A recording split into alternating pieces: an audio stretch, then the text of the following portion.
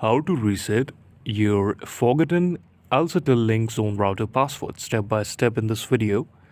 So step 1 will be simply locate the reset button, remove the back cover of your Alcatel Link Zone router to find the reset button. It's typically a small recessed button labeled reset.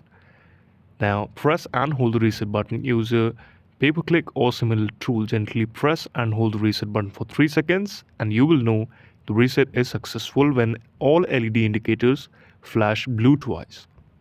Now wait for the router to reboot.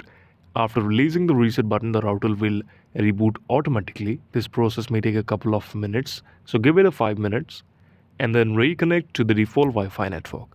Once the router has rebooted, connect your device to the default Wi-Fi network. The network name and password are usually printed on a label inside the back cover of the router. Now, access the admin interface, open a web browser and enter this website as you can see on your screen, and then in the address bar, when prompted, enter the default admin password, which is typically admin. Now, change the admin password from their menu. After logging, navigate to setting, device setting, then account management to change the password. Thank you so much for watching the video.